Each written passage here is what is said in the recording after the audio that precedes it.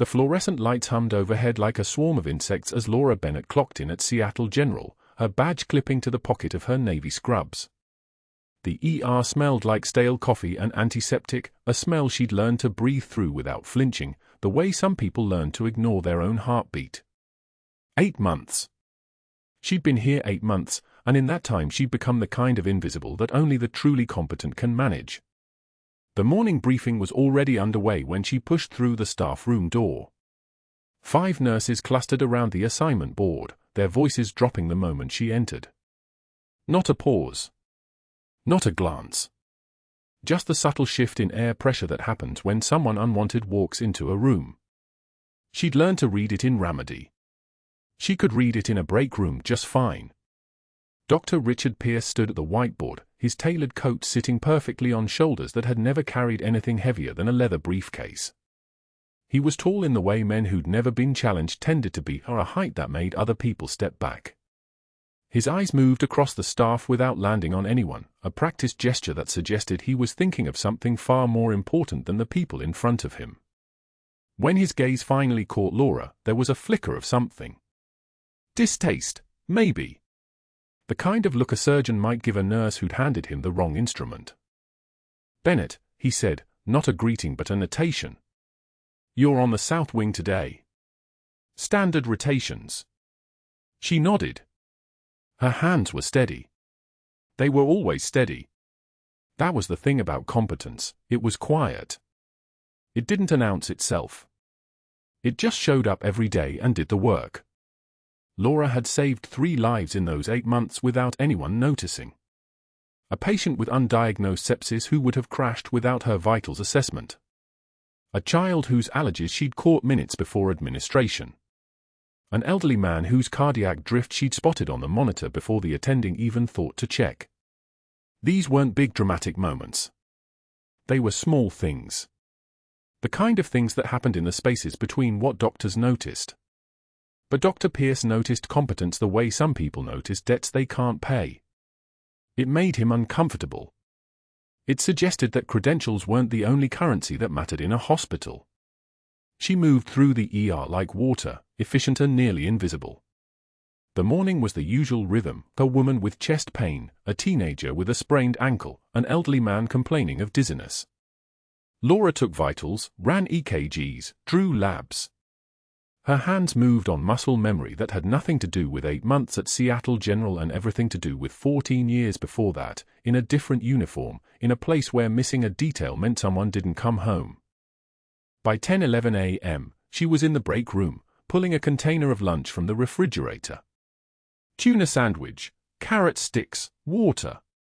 She sat at the corner table, the one no one sat at by choice, and opened her lunch.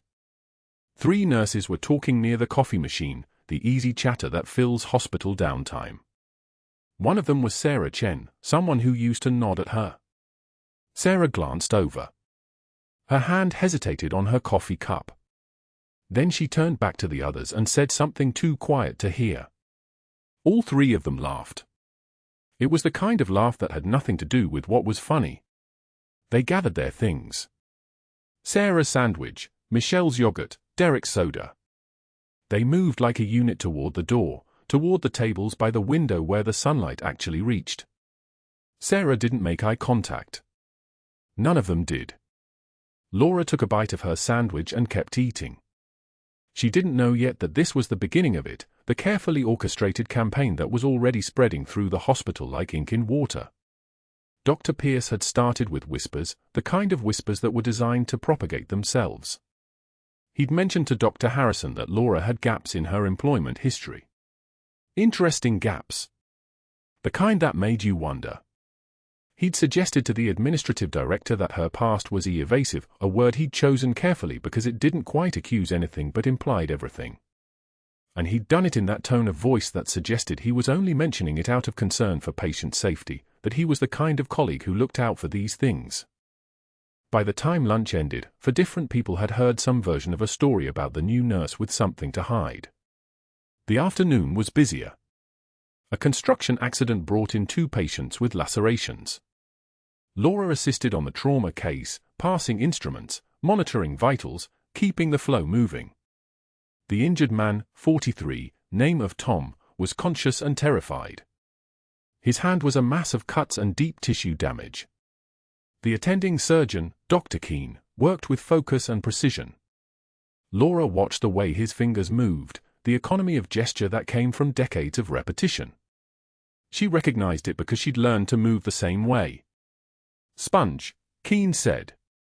Laura had it ready. Not anticipating, reading. There was a difference. Anticipating was guessing. Reading was knowing. "Good eye," Keene said absently, focused on the work. It was the kind of compliment that passed without meaning anything. The kind that didn't travel outside the operating room. By 3:15 p.m., she was back in the hallway, and her phone buzzed with a text from her ex-husband. "David wants to know if you're coming to soccer on Thursday." Her son, 9 years old, still believed she was just a nurse at a hospital.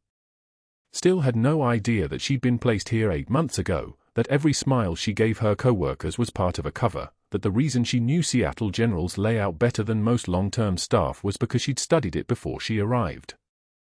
Colonel Marcus Hayes was in room 347. She knew this because she'd memorized the list. She knew this because Colonel Marcus Hayes was her son's commanding officer, and when the Pentagon had come to her with this assignment, temporary placement, background investigation, standard security protocol, she'd understood immediately that standard meant something entirely different when national security was involved. She'd understood that she couldn't tell her son, couldn't tell her ex-husband, couldn't tell anyone that the reason she'd left active duty was to set up a surveillance position so deep it had its own cover story. 8 months in a hospital. 8 months wearing scrubs instead of a uniform. 8 months of being invisible. Colonel Hayes had been admitted that morning. She'd seen the name in the system, and her breath had caught, just for a moment, just enough to notice it, and then she'd forced it back down where it belonged. He was on the 3rd floor, orthopedic unit. Post-surgical recovery. The official paperwork said he'd had a car accident. The unofficial briefing had been different. But that was information she wasn't supposed to have, so she'd filed it away and moved on. Her shift ended at 8:22 p.m. She went to her locker in the nurse's station basement, the small room where everyone kept their personal things in metal boxes with combination locks. Her locker was sparse. Change of shoes. Spare scrubs. A small mirror. And inside the jacket that hung on the hook, sewn into the lining with stitches so small they were almost invisible, was a faded patch. She reached for it without thinking. Her fingers found the worn fabric, the fraying edges, the shape she could draw in her sleep. It was from her Special Forces unit, from the 3rd Battalion patch she'd earned in Ramadi. It was the only piece of that life she'd allowed herself to keep. The only piece she let touch her skin. The patch was old. The colors had faded from sand and sweat and time. She touched it the way other people touched religious symbols, not asking anything specific, just acknowledging the weight of what it meant. What it had meant. What it still meant, even here in the basement of a hospital in Atlanta, dressed as someone she used to be. She held the patch for exactly 6 seconds. Then she released it and let it slip back into the lining where it belonged. When she looked up, there was Dr. Pierce standing in the doorway of the locker room, his expression unreadable. Dr. Pierce stood in the doorway of the locker room, his tailored Burberry tie catching the fluorescent overhead. His eyes moved from her hands, still steady as she folded her scrubs, to her face, searching for something he hadn't found in 8 months, a crack. Laura didn't give him one. She simply continued, each fold precise, methodical, a meditation she'd learned in desert heat. "Bennett." His voice carried that particular cadence of institutional power, a surgeon's authority wrapped in old money confidence. "I need to discuss your assessment of Colonel Hayes." She didn't look up. The locker door creaked open. The faded unit patch was buried deep inside her jacket, hidden where only she could see it, where 8 months of discipline had kept it safe. "The family had questions about your vitals interpretation." Pierce stepped closer, close enough that she could smell the expensive cologne he wore like armor. "Specifically, your claim about the atrial fibrillation reading." Laura turned. For the first time, their eyes met. She said nothing. The silence stretched like a surgical instrument being slowly drawn from flesh. "I've been doing this for 17 years, Pierce continued, his voice dropping into that tone he reserved for people he'd decided were beneath him.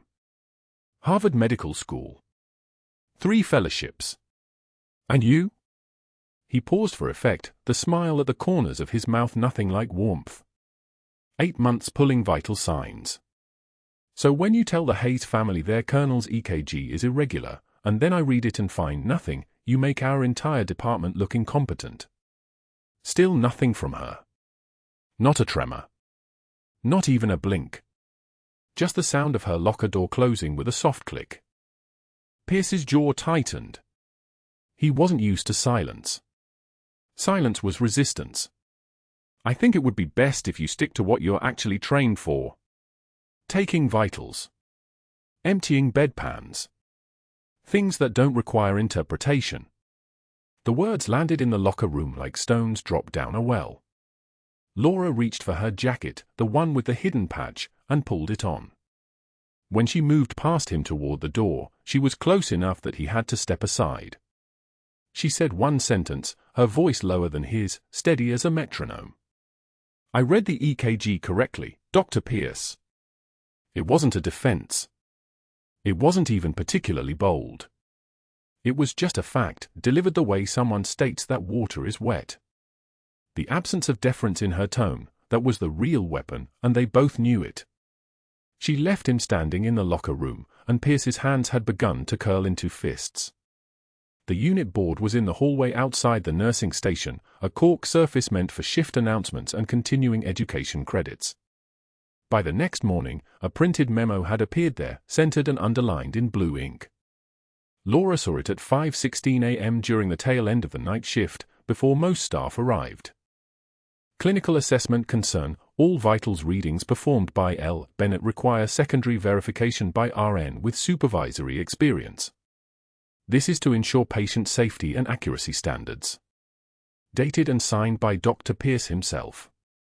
The night nurse, Marcus, had already seen it. He was standing in front of it like someone examining evidence at a crime scene. He turned when he heard her footsteps. "That's unusual," Marcus said carefully. "I've been here 6 years. Never seen a memo like that." Laura read it twice. The careful language. The false concern for patient safety. The institutional precision of the humiliation. It would have been easier if he'd just screamed at her.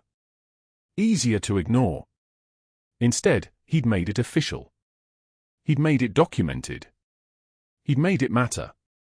"I'll let the day shift know," she said quietly.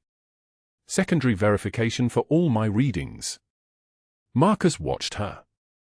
In that moment, just half a second, something flickered across his face. A question. The way she moved to the medication dispensary without asking for permission, without the small deference the hospital expected. The way she stood, shoulders back, arranged like someone used to bearing weight. He'd seen it before, that posture, but he couldn't remember where. He dismissed it. Probably nothing. Probably just a nurse having a bad morning. But that thought stayed with him anyway, a small stone in his pocket that he'd turn over and over without quite understanding why. The break room that afternoon was one of those institutional spaces designed for no one to stay long, a refrigerator that hummed aggressively, a coffee maker that produced something closer to motor oil than beverage, a table scarred with 8 years of pen marks and spilled coffee.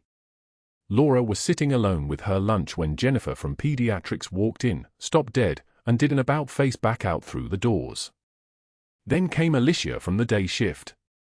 She took one look at Laura, whispered something to Jennifer, and both of them left carrying their trays with them. By 1:13 p.m., the break room had become a place Laura sat in alone.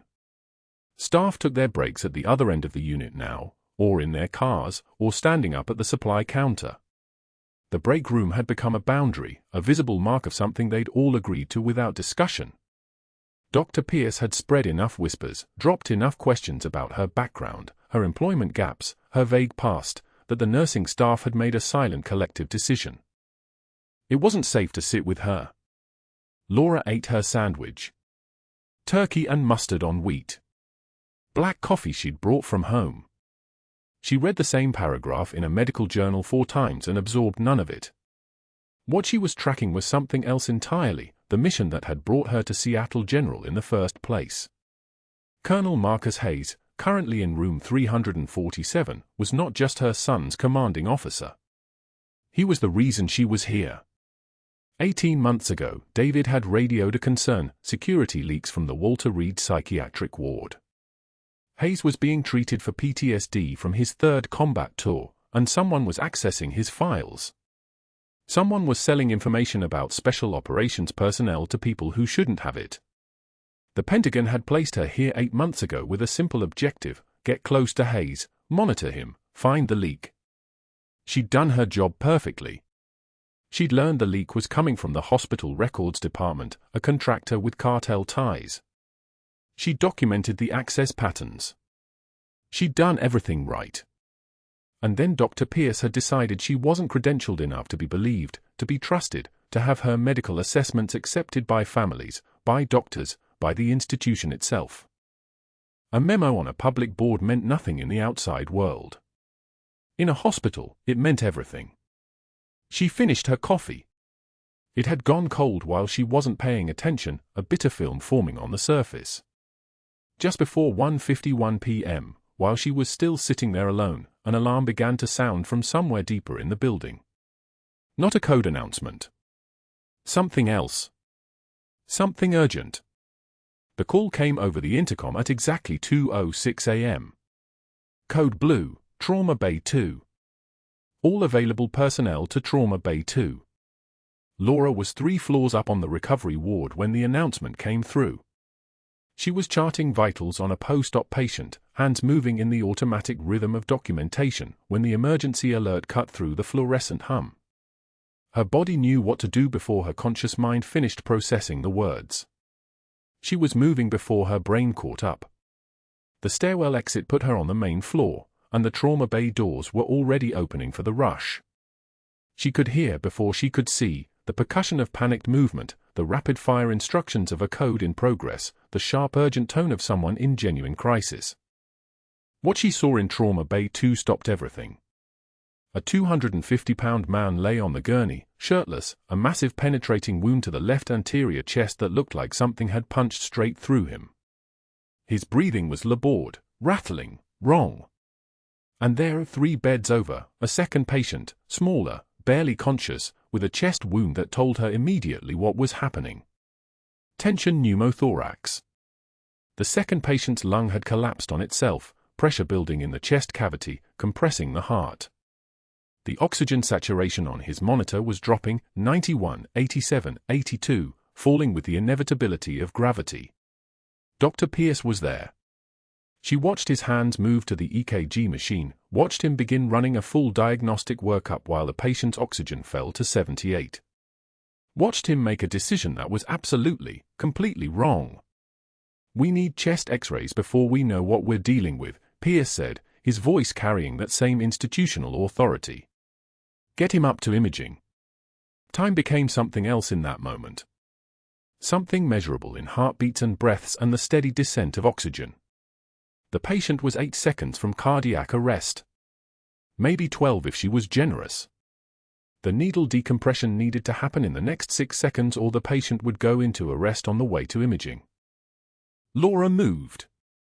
Her hands found the 14-gauge needle and the alcohol prep in what felt like muscle memory, what felt like coming home. She didn't ask permission. She didn't say, "Excuse me, Dr. Pierce." She positioned the needle at the second intercostal space, mid-clavicular line, and drove it in with the precision of someone who had done this exact thing 847 times before, who had muscle memory written in bone. The hiss of air escaping. The release of pressure. The patient's oxygen jumped immediately, 79, 84, 89, 94. Back toward normal. The room went silent. Pierce's face drained of color. Around them, the other staff froze, nurses mid-stride, techs with hands suspended, everyone staring at a woman in scrubs they'd been trained to whisper about, to dismiss, to exclude. Laura kept her hand steady. She looked at Pierce and did not smile. Let's get 2 large bore 4s, run type, and cross for massive transfusion protocol. Push 1 milligram epi now. She wasn't asking. She was ordering. Her voice had dropped an octave, carrying the weight of authority that came from somewhere deeper than hospital hierarchy. And someone needs to get his brother into surgical before he bleeds out. Who authorized? Pierce started. The patient, Laura said flatly. Pulse returned. Do your job, doctor. For the first time in 8 months, Dr. Pierce couldn't find a response. In that moment, something shifted in the room's weight distribution, like a ship's ballast suddenly redistributing itself. The quietest person in the room had just revealed that she'd been holding the entire structure up all along. The ER doors burst open at 11:36 p.m. 250 pounds of muscle and rage stormed through, a man with shoulders like a linebacker and eyes like someone had already killed something in him that mattered. He was screaming. The words came out jagged, fractured, a voice that had been broken and reassembled badly. Where is he? Where's the doctor who killed my brother? The room atomized. A nurse at Station 3 dove behind the desk, charts scattering like startled birds. 2 residents bolted for the back corridor. The attending physician, not Pierce, thank God, actually ran toward the pharmacy, his white coat flapping like surrender. A security guard who'd seen 30 years on the job took one look at the man's grip on the gun and called for backup while retreating to the waiting area. The fluorescent lights hummed their indifferent hum. Everyone moved away from the threat. Laura walked toward it. She didn't run. Didn't even move quickly. Her pace was the same steady rhythm she used walking down any hallway in Seattle General, the same unhurried stride that had carried her through the dust of Ramadi when insurgents were close enough that she could hear them breathing. Her badge caught the overhead light as she moved. Her scrubs were clean. Everything about her said, I belong here. Everything about her said, I'm not afraid. The man's head snapped toward her. The gun came up. Not pointed directly at her yet, but the trajectory was clear. His face was raw, grief and rage mixing into something that looked like a physical wound. Sweat soaked through his shirt. His hands were trembling, but not from fear. From the kind of shaking that comes from holding something back, the way a levee trembles before it breaks. Laura kept walking. Her voice, when it came, dropped into a register she hadn't used in months. It was the voice she'd used outside the FOB in Ramadi, talking down a 16-year-old kid with an RPG who'd just lost his father. It was a voice like a hand placed gently on a wound. Low. Steady. Absolute. I need you to listen to me. Just listen. The man's jaw clenched. The gun shook. Your brother, Laura said. You brought him in tonight. He didn't answer. But his eyes flickered. Recognition. Pain. She was close enough now to see him clearly. To see the dilated pupils, the way his breathing was shallow and fast, the tremor in his hands that had nothing to do with fear and everything to do with adrenaline and loss. She could read his vital signs the way other people read faces. And she could read something else, the way his eyes kept darting toward the trauma bay, toward the room where his brother was. That's when she saw it. The man's shirt was wet. Not with his blood. With his brother's. And his brother wasn't in the trauma bay anymore. His brother was in the one place the grief-stricken bring their dead when the doctors have already given up. Laura moved past him. Not around him. Past him. Her shoulder nearly brushed his arm, the kind of proximity that takes absolute confidence, the kind of trust in your own presence that most people never develop. She was inside his reach now. If he wanted to shoot her, he could have. She knew that. She moved into that space anyway, the way soldiers move into rooms that might contain enemies. Your brother has a tension pneumothorax, she said. Not a question. A diagnosis. Medical terminology that slipped out like muscle memory, like her body was remembering what her paperwork said she'd never trained for. Air between his lung and chest wall. It collapses the lung. Drops oxygen saturation. The pressure builds up until the heart can't pump. The man's face crumpled. The doctor said. The doctor was wrong. Laura's voice carried the weight of someone who'd seen enough death to recognize it, and enough medicine to sometimes reverse it. Where's my needle? No one moved in the hallway. The silence was the kind that exists in the space between heartbeats. Laura didn't wait. She moved to the crash cart herself, her hands already knowing exactly what they needed. 14-gauge angiocath. Her fingers found it before her eyes did. She moved back toward the man, and this time she moved past him completely, toward the trauma bay. She didn't have permission. She didn't ask for it. The brother was on the table. Young. Maybe 25. His chest was a map of trauma, entry wound on the left side, beneath the collarbone, right where a bullet had punched through him. He wasn't breathing anymore. His O2 sat was 58 and dropping. His heart rate had climbed to 138 before sliding toward the irregular rhythm that means you're about to lose him. Laura's hands moved. Not fast. Precise. She found the second intercostal space, mid-clavicular line, the anatomical landmark that even the most basic first aid teaches you exists, the spot where you go if your patient is about to die and you're out of time. Her fingers marked the space. The needle went in. The hiss of air escaping the chest cavity was audible in the trauma bay. It was the sound of pressure releasing. The sound of a pneumothorax decompressing. The sound of a man getting a second chance. The monitor beeped. Once. Twice. The rhythm stabilized slightly. O2 sat climbed. 60, 67. 74, 81. The brother's eyes fluttered. The armed man had followed her into the trauma bay. He watched his brother's chest rise. Watched the oxygen numbers climb. Watched a nurse who should have run instead walk toward death and hand his brother back to life. The gun lowered. His hands dropped. He sank to the floor beside the stretcher, and his whole body folded in on itself the way bodies do when the thing they were holding together finally gets put down. Laura turned toward him. Her voice was different now. Not the command voice. Something quieter. He's going to need surgery. Real surgery. But he's going to need a living brother too. The man looked up at her. His eyes were full of something that looked like recognition, the way you recognize someone who's walked through fire and come out the other side still standing. What's your name? He asked. Laura didn't answer. She was already moving toward the trauma bay door, calling for the surgical team, her voice steady and clear and carrying the absolute authority of someone who'd spent the last 8 months pretending to be what she was not. The military terminology had slipped out before she could catch it. Tension pneumothorax. Intercostal space.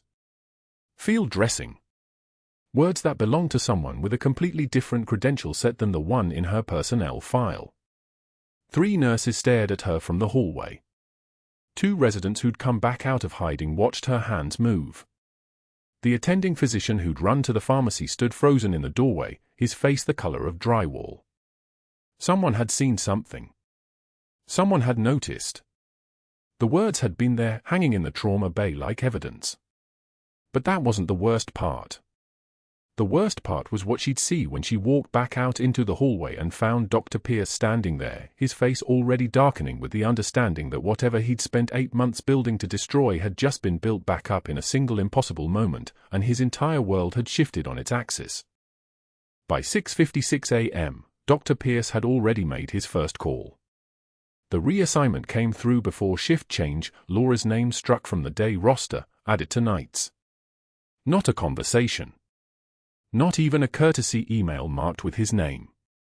Just a staffing sheet posted in the break room with her assignment altered in red ink, his handwriting sharp and decisive like a scalpel cutting through muscle. The message was loud in its silence, she was being removed from witnesses. He'd done it carefully, methodically. Over the next 3 days, he rewrote the entire unit schedule. Pulled her from any floor where Colonel Hayes was recovering. Restricted her access with a single notation in the system, credential verification pending. Limited clinical scope pending compliance review. The words were surgical. Institutional. Impossible to challenge without looking defensive. But the schedule changes were just the opening move. The phone call started Wednesday morning. Laura was checking medication dispensers in the medication bay when one of the charge nurses, Jessica, caught her eye with that look, the apology and embarrassment look that meant everything had shifted. Pierce had called the state nursing board. Not a casual conversation.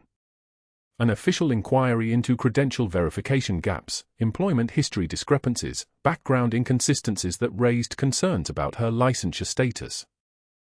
Jessica's voice was careful. He said there were gaps in your employment history. That you were being evasive about where you worked before here. He said the hospital might need to investigate before you can take any more patients.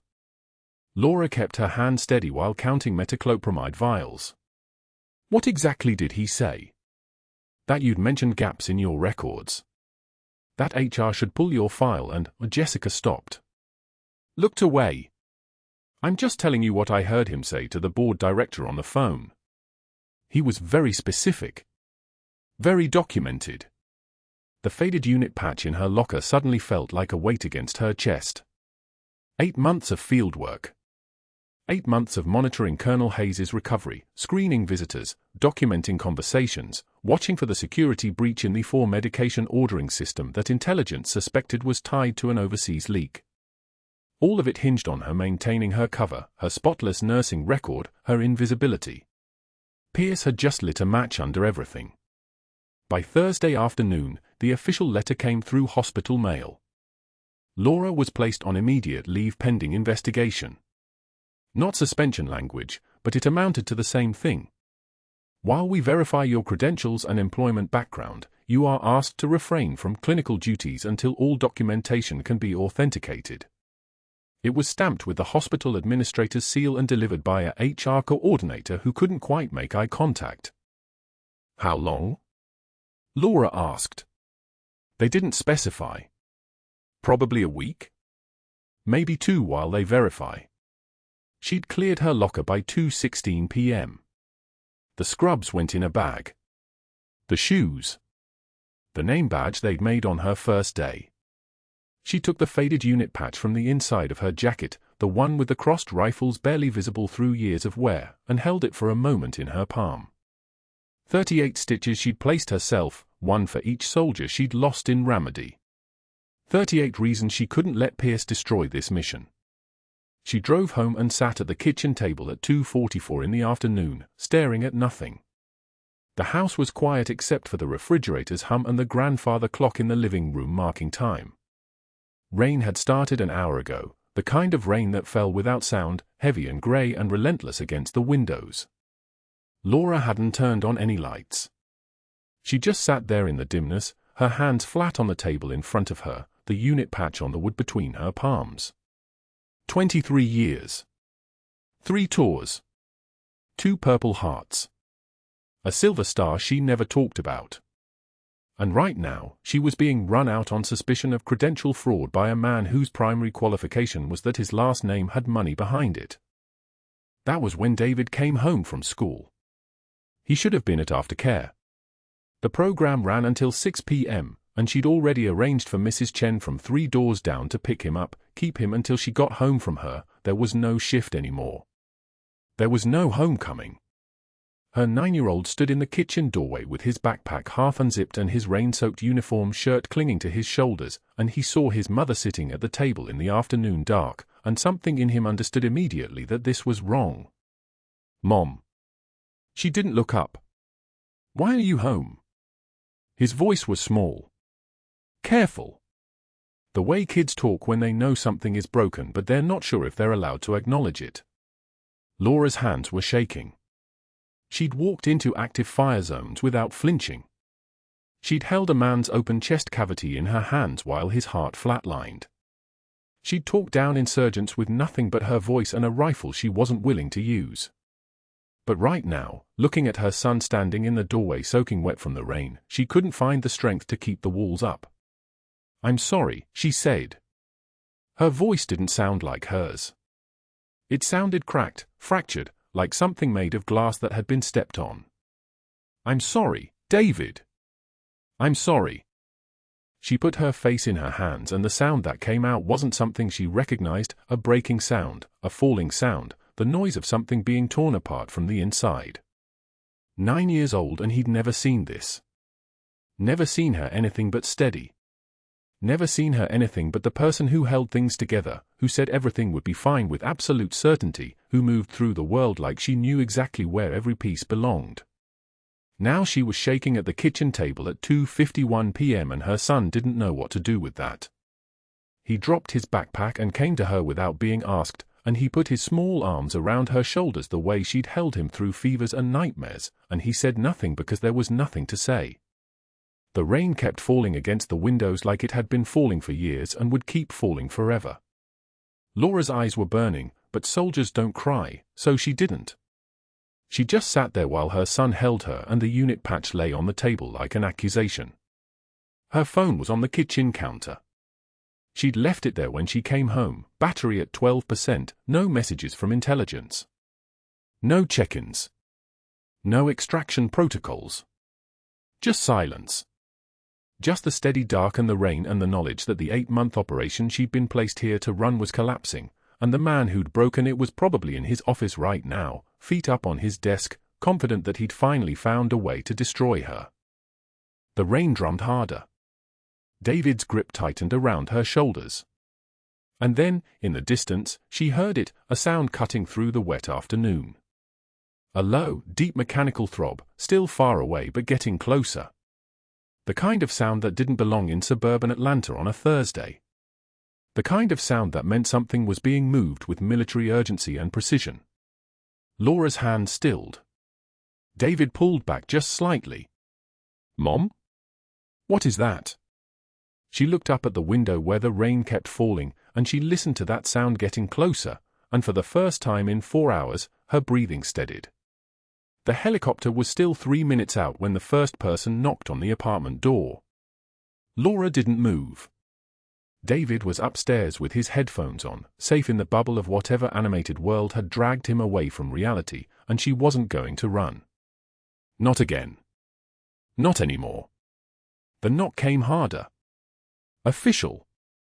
She opened the door to find a woman in a charcoal suit with a laminate badge hanging at chest level. Behind her, a man in army dress greens with a colonel's insignia. Behind him, 2 more in tactical gear, the kind that moved like they understood the weight of their own bodies. Captain Bennett. The woman didn't smile. "I'm Special Agent Morrison, Defense Counterintelligence and Security Agency. We need to talk about your employment status at Seattle General Hospital." Laura stepped aside without speaking. The rain had stopped. The helicopter sound was getting louder. The woman entered first, water dripping from her coat onto the hardwood floor in deliberate drops. "Your security clearance triggered a flag during routine hospital background verification." That flag went up the chain. All the way up.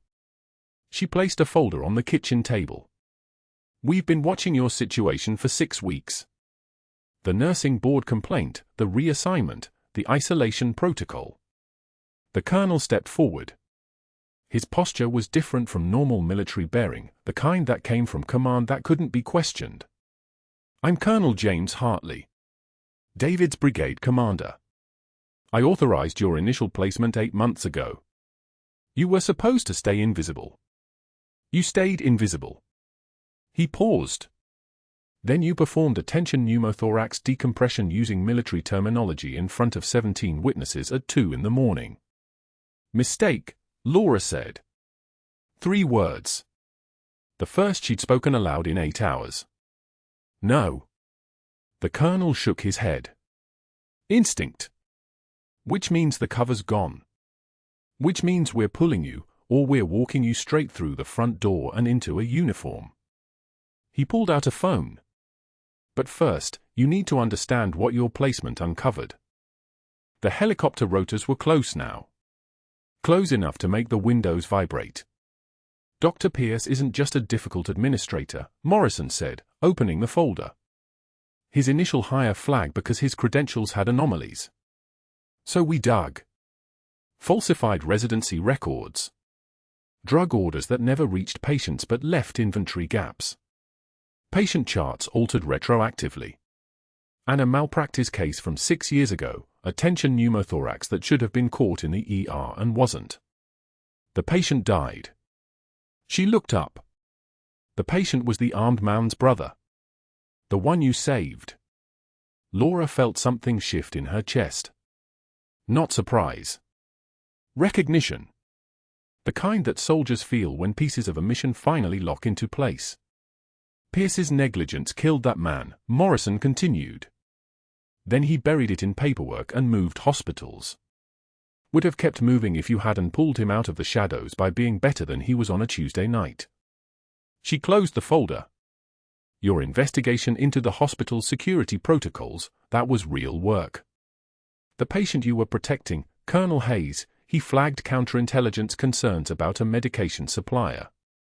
Pierce was taking payments from that supplier. Redirecting hospital resources. It goes deeper than one doctor. The helicopter was landing on the street outside. The sound of the rotors shook the walls now. David thundered down the stairs, eyes wide. Mom? What's happening? Laura looked at her son for exactly 2 seconds. Then she looked at the colonel. He stays safe.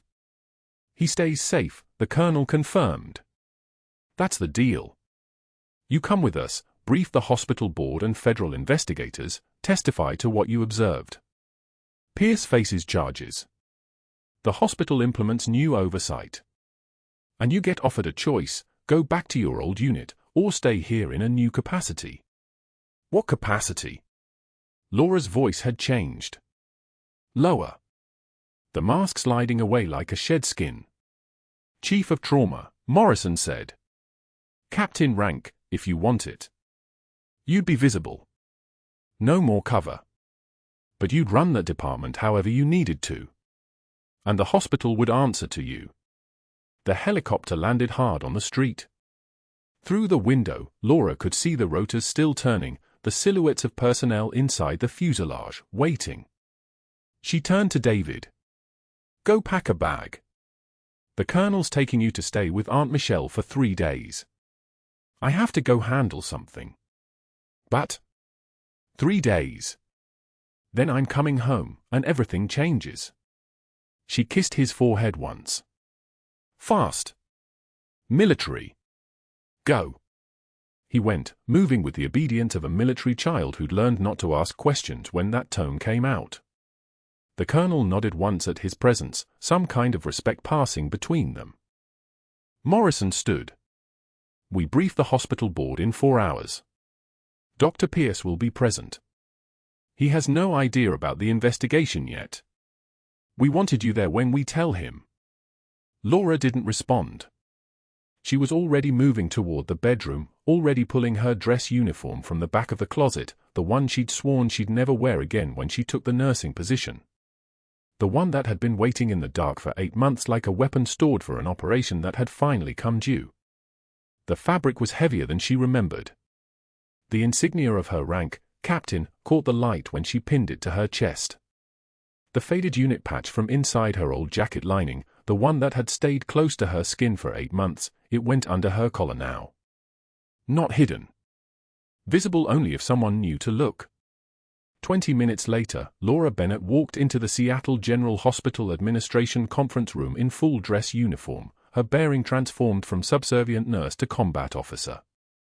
Dr. Pierce was already seated at the long oak table, coffee in hand, completely unaware that his entire career was about to be dismantled in front of him. Special Agent Morrison opened a laptop. The first document that appeared on the projection screen showed his pharmacy records. Then his patient charts. Then the photographs from the 6-year-old case file, the patient who died, the one whose brother had come in with a chest wound that Laura had saved. Pierce's coffee cup stopped halfway to his mouth. Dr. Pierce, the colonel said, his voice like an order delivered through stone. These are preliminary findings from a federal investigation into possible healthcare fraud, negligent homicide, and conspiracy to conceal evidence. You are being placed on immediate administrative suspension pending a federal grand jury hearing scheduled for," he checked his watch, 47 days from now. Pierce's face went white. Not the kind of white that comes from shock. The kind that comes from understanding that every calculation he'd ever made had been wrong. His eyes found Laura then. Really found her. Saw the rank on her uniform. Saw the insignia. Saw the 8 months of humiliation he'd been distributing to a special forces officer without knowing it. "You," his voice cracked. "You're a nurse." "I'm a captain," Laura said, and her voice was nothing like the deferential voice he'd heard for 8 months. This voice came from someone who had given orders in Ramadi and been obeyed. Who had stood in the worst moments human beings could produce and not flinched. "I was placed here by military intelligence 8 months ago to investigate security concerns at this hospital. You made that job exponentially harder. And in doing so, you exposed yourself." Pierce's hand started shaking. Not the controlled kind. The unraveling kind. "The medication diversion," Morrison said, "went to a shell company with connections to international arms trafficking. Your sign-off on those orders made you complicit in a federal felony. Additionally, the falsified residency credentials you provided at hiring constitute fraud. The altered patient charts constitute obstruction of justice. And the negligence in the Hayes case," she paused, letting the weight of it settle, "that constitutes negligent homicide. We have the brother's statement. He's willing to testify that his brother's death was preventable. That Dr. Pierce's negligence killed him." Pierce stood up. His chair scraped backward with a sound like an animal cry. "This is insane. I'm calling my lawyer." "You're being escorted from the building," the colonel interrupted. "Your privileges are revoked as of right now. Security will collect your ID badge and access credentials. You will not enter this hospital again without federal authorization. Do you understand?" Pierce's face went from white to purple. He looked at Laura one more time, and for a moment it seemed like he might say something, some justification, some explanation, some last attempt to reclaim the ground he'd been standing on. But then something broke in his expression. The calculation died. The man who'd built an entire strategy around breaking a nurse he thought was beneath him simply collapsed inward. 2 hospital security officers came in. They'd been waiting outside the door. They didn't touch him. They just stood there, making it clear that he could walk out with dignity or be carried. Pierce chose to walk. Laura watched him leave. She felt nothing. Not satisfaction. Not vindication. Just the strange, flat awareness that a mission phase had completed and the next one was beginning. 6 months later, Laura stood outside a community college building in a strip mall that had seen better decades. Through the window of the CPR certification classroom, she could see Dr. Pierce in khakis and a polo shirt with a name tag that read Steve. He was demonstrating chest compressions on a plastic mannequin, and his hands were shaking. A student raised their hand. "Is this technique hard to learn?" "No," Pierce said quietly. "It's the easiest thing in the world. Keeping someone alive. That's the easy part." He paused. "It's the other things that break people." Laura didn't go inside. She didn't need to. She'd seen what she came to see, a man teaching the most basic skill of emergency medicine for $15 an hour, a man who'd had everything and destroyed it by choosing cruelty over competence, by choosing status over skill. She turned and walked back to her car. That same afternoon, Laura walked through the main entrance of Seattle General in her captain's uniform, her rank insignia visible now, not hidden. Her dress blues pressed with military precision. The insignia on her collar caught the fluorescent lights above the main desk, and every person in that lobby recognized it for what it was. A nurse she'd worked with during her first weeks approached, hesitated, then simply saluted. Laura returned it. Sharp. Professional. The kind of gesture that said, "I was never your peer. I was never your equal.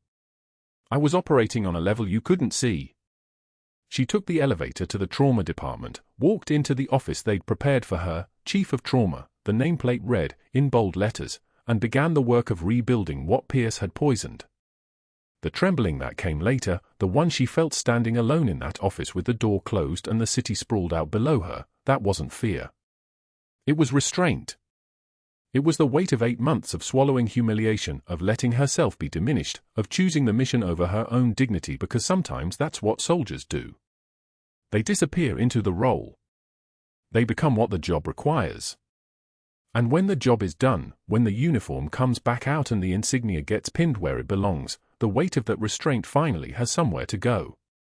Laura pulled out her phone. She texted the colonel, placement complete. Ready for assignment.